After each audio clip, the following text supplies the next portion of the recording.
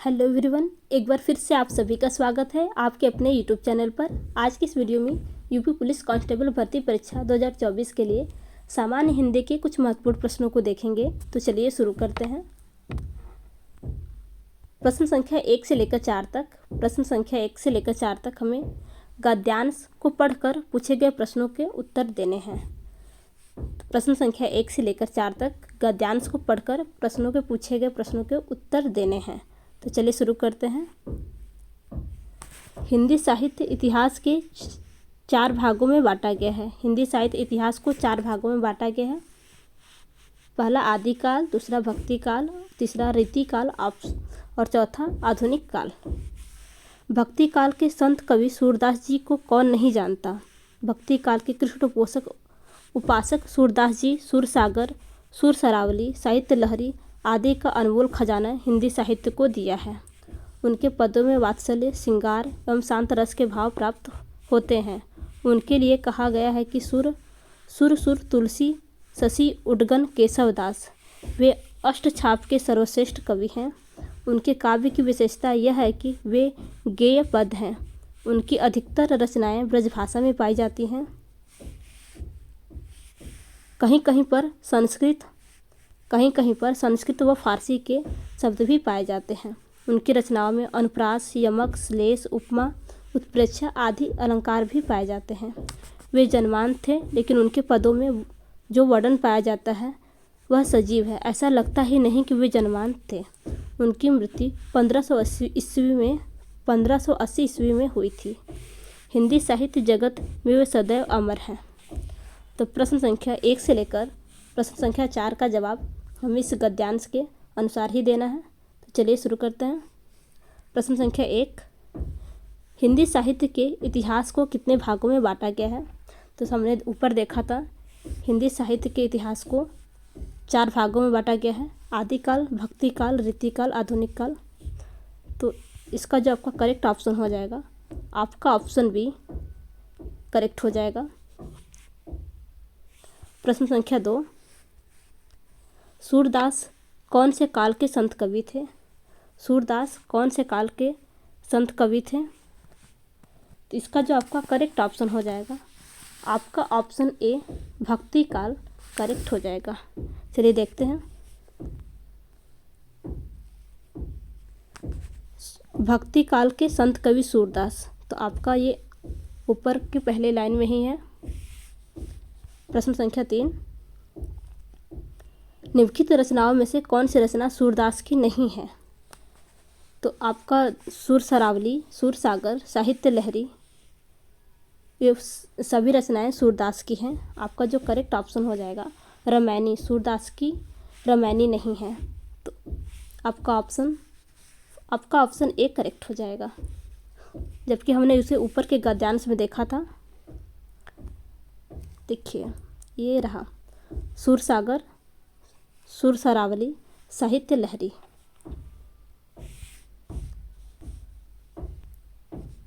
प्रश्न संख्या 4, सूरदास के पदों में कौन सा रस नहीं पाया जाता है।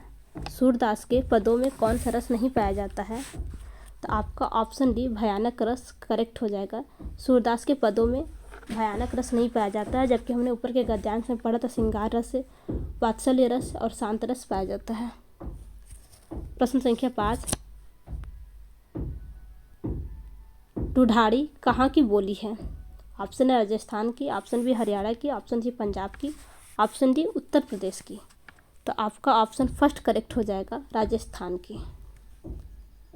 प्रश्न संख्या 6, शुद्ध वाक्य छाटिए। मुझसे यह काम संभव नहीं हो सकता। ऑप्शन बी वह बिल्कुल बात नहीं करना चाहती थी। ऑप्शन सी मैं आपकी भक्ति करता हूँ। ऑप्शन डी बाघ और बकरी एक घाट पानी पीती हैं। शुद्ध वाक्य का चयन करना है। तो आपका ऑप्शन बी करेक्ट हो जाएगा, वह बिल्कुल बात नहीं करना चाहती थी। प्रश्न संख्या 7, पनही शब्द का तत्सम रूप है। पनही शब्द का तत्सम रूप है। ऑप्शन ए तांबुल, ऑप्शन बी पढ़, ऑप्शन डी पढ़ही, ऑप्शन डी उपाना। तो आपका ऑप्शन डी उपाना करेक्ट हो जाएगा। प्रश्न संख्या 8, उद्यान का शुद्ध वर्ण विच्छेद है। उद्यान का शुद्ध वर्ण विच्छेद है। तो आपका जो ऑप्शन करेक्ट हो जाएगा आपका ऑप्शन सी, उ प्लस द प्लस य प्लस आ प्लस न प्लस अ, आपका ऑप्शन सी करेक्ट हो जाएगा। प्रश्न संख्या 9, ठीक समय पर आ जाना में कौन सा कारक है? ठीक समय पे आ जाना में कौन सा कारक है? ऑप्शन ए कर्म कारक, ऑप्शन बी करण कारक, ऑप्शन सी संप्रदान कारक, ऑप्शन डी अधिकरण कारक। तो आपका ऑप्शन डी अधिकरण कारक करेक्ट हो जाएगा। प्रश्न संख्या 10, निम्नलिखित में से क्या गंगा का पर्यायवाची नहीं है? Option A Mandakini, option B Bhagirathi, option C Kalindi, option D Surasarita. तो आपका ऑप्शन सी कालिंदी करेक्ट हो जाएगा। कालिंदी गंगा का पर्यायवाची नहीं है। प्रश्न संख्या 11, निम्नलिखित में से कौन सा वाक्य शुद्ध है? ऑप्शन ए, उसने अपनी कमाई का अधिकांश भाग गवा दिया, ऑप्शन बी, वो अपनी कमाई का अधिकांश भाग गवा बैठा, ऑप्शन सी, उसने अपने कमाई का अधिकांश भाग गवा डाला, ऑप्शन सी, उसने अपने कमाई का अधिकांश भाग गवा दिया। तो इस प्रश्न का जो आपका करेक्ट ऑप्शन हो जाएगा आपका ऑप्शन डी, शुद्ध वाक्य है उसने अपने कमाई का अधिकांश भाग गवा दिया। प्रश्न संख्या 12, उड्डयन का संधि विच्छेद होगा। उड्डयन का संधि विच्छेद होगा ऑप्शन ए उत प्लस डयन, ऑप्शन बी उड प्लस डयन, ऑप्शन सी उत प्लस अयड़, ऑप्शन डी उद प्लस अयड़। तो इस प्रश्न का जो आपका करेक्ट ऑप्शन हो जाएगा आपका ऑप्शन फर्स्ट, उड्डयन का संधि विच्छेद उत प्लस डयन होगा। प्रश्न संख्या 13, सुमित्रा में प्रत्यय होगा। Option A uh Pratyaya, option a Pratyaya, option C इत्रा, option D त्रा प्रत्यय। तो इस प्रश्न का जो आपका करेक्ट जवाब हो जाएगा आपका ऑप्शन फर्स्ट करेक्ट हो जाएगा, आ प्रत्यय। सुमित्रा में आ प्रत्यय है। प्रश्न संख्या 14, परिणामवाचक क्रिया विशेषण अव्यय क्या है? ऑप्शन ए क्षण भर, ऑप्शन बी निसंदेह, ऑप्शन सी अत्यंत, ऑप्शन डी अन्यत्र, ऑप्शन डी अत्यंत। तो इस प्रश्न का जो आपका करेक्ट ऑप्शन हो जाएगा आपका ऑप्शन डी अत्यंत करेक्ट हो जाएगा। जो शब्द क्रिया की विशेषता बतलाते हैं उन्हें क्रिया विशेषण कहा जाता है। बहुत, अत्यंत, थोड़ा, किंचित, तिल तिल आदि परिणामवाचक क्रिया विशेषण हैं। तो आपका ऑप्शन डी अत्यंत करेक्ट हो जाएगा। प्रश्न संख्या 15, अशुद्ध वाक्य का चयन कीजिए। ऑप्शन ए कामायनी उच्च कोटि का काव्य है, ऑप्शन बी माता पिता पूजनीय है, ऑप्शन सी आपका भविष्य उज्जवल हो, ऑप्शन डी इस पुस्तक का नया संस्करण प्रकाशित हो रहा है। तो इस प्रश्न का जो आपका करेक्ट ऑप्शन हो जाएगा आपका ऑप्शन बी माता पिता पूजनीय है, आपका ये अशुद्ध वाक्य है। प्रश्न संख्या 16, दो समानार्थी शब्दों की पुनरुक्ति के बीच में किस विराम चिन्ह का प्रयोग होता है? ऑप्शन ए अल्प विराम, ऑप्शन बी अर्ध विराम, ऑप्शन सी योजक, ऑप्शन डी कोष्टक। तो इस प्रश्न का जो आपका करेक्ट ऑप्शन हो जाएगा ऑप्शन आपका सी योजक करेक्ट हो जाएगा।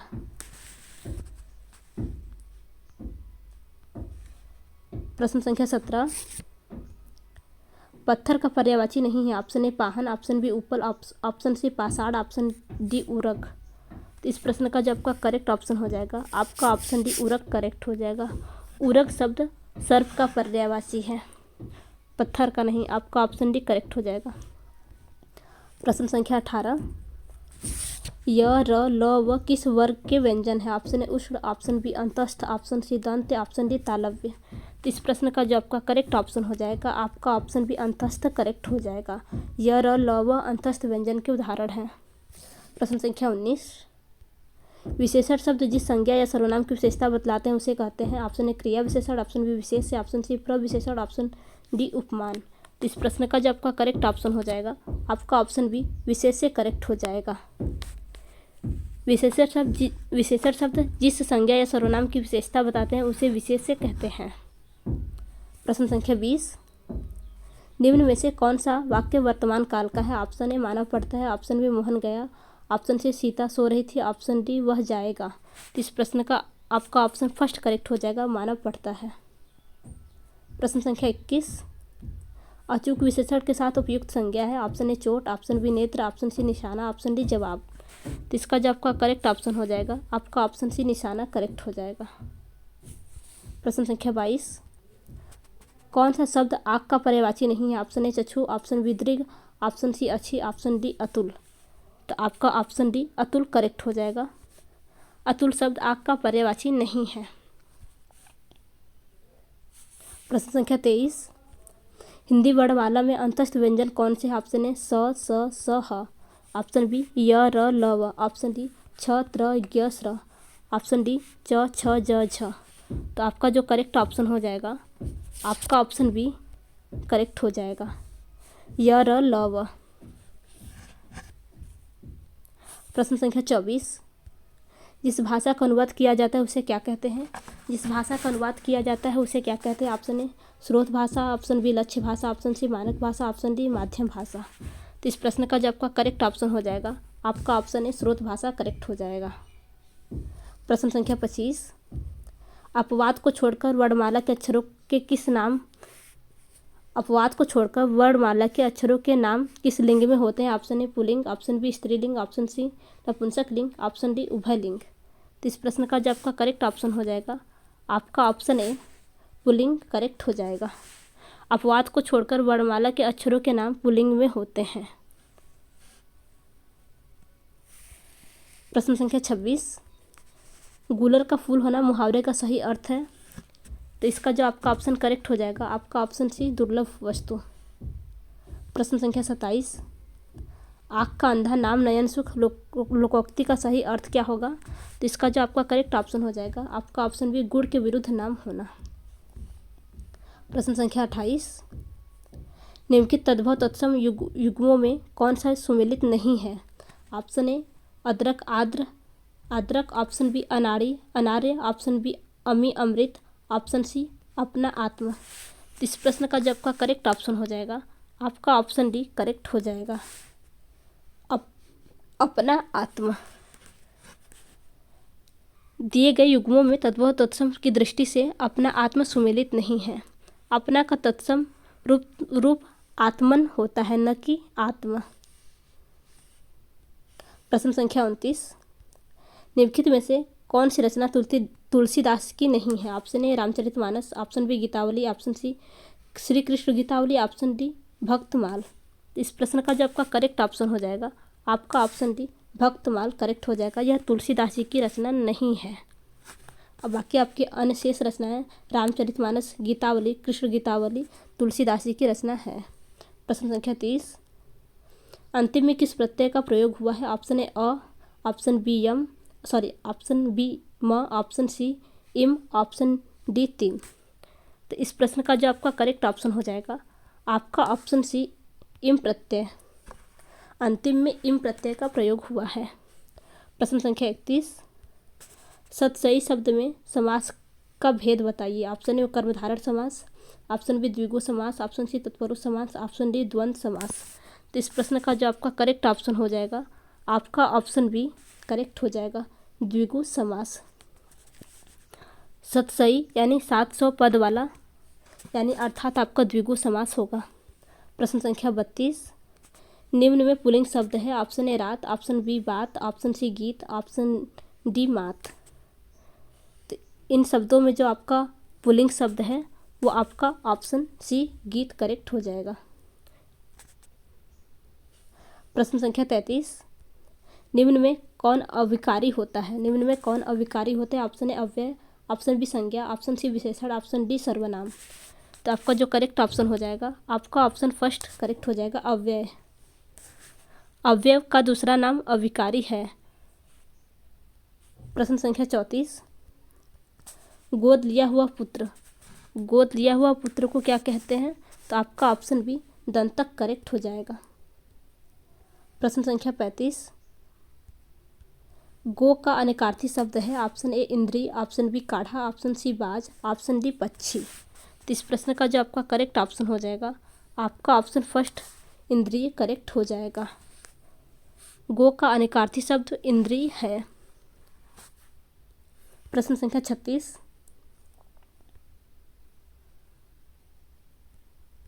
निम्नलिखित चिन्हों में से पूर्ण विराम को पहचानिए। निम्नलिखित चिन्हों में से पूर्ण विराम को पहचानिए।